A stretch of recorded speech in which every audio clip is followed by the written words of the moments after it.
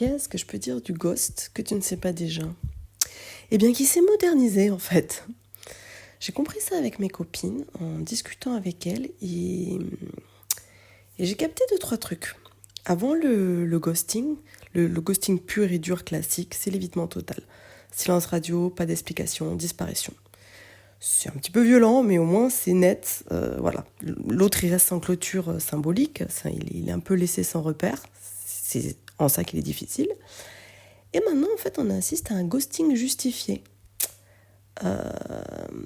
C'est un peu dans l'évolution des codes relationnels, parce que tu sais, maintenant, c'est la mode, je ne sais pas si tu es d'accord, mais c'est la mode un peu de la transparence, polyamour, relations libres.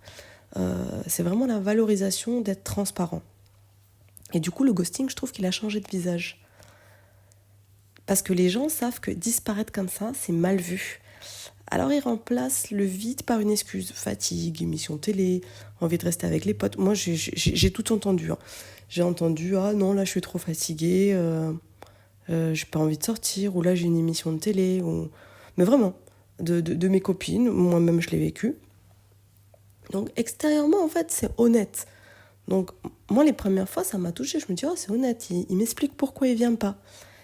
Mais en fait, dans le fond, c'est une façon socialement plus acceptable de ne pas assumer la relation ou l'engagement pris. C'est un petit ghosting soft, en fait. Tu ne coupes pas le lien brutalement, mais tu déclines ta présence sous des prétextes qui, dans d'autres contextes, exemple amitié par exemple, seraient impensables. C'est-à-dire que moi, quand je dis à un ami « je viens ce soir », c'est « je viens ce soir ». Je vais pas lui dire « je suis fatiguée », je vais pas lui dire « ah ben là j'ai une émission ». Non, c'est « je viens ». Et en fait, là où je fais la comparaison avec le polyamour, ça a été la même difficulté en fait. Le polyamour, en tant que choix conscient, il y a de la responsabilité, il y a de la communication, il y a du respect. Mais en fait, certains s'en servent, comme par avant, pour masquer de la tromperie ou de l'instabilité.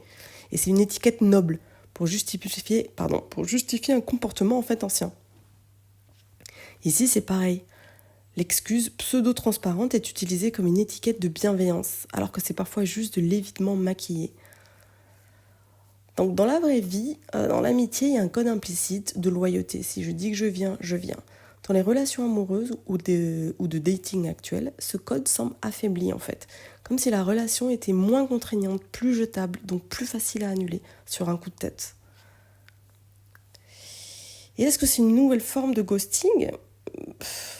En vrai, c'était vraiment la question que je me posais et moi je pense que oui, que c'est une mutation du ghosting, un ghosting plus noble, plus poli, plus socialement correct que celui d'avant qui était quand même, qui est quand même violent en fait.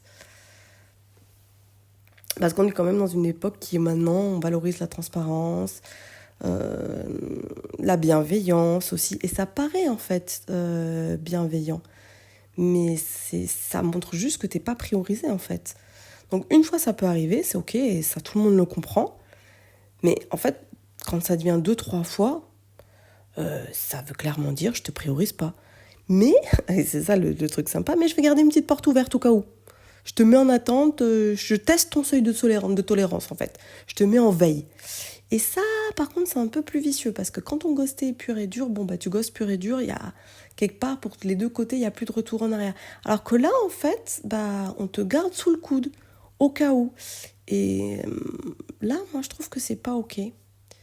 Voilà, dis-moi ce que tu en penses.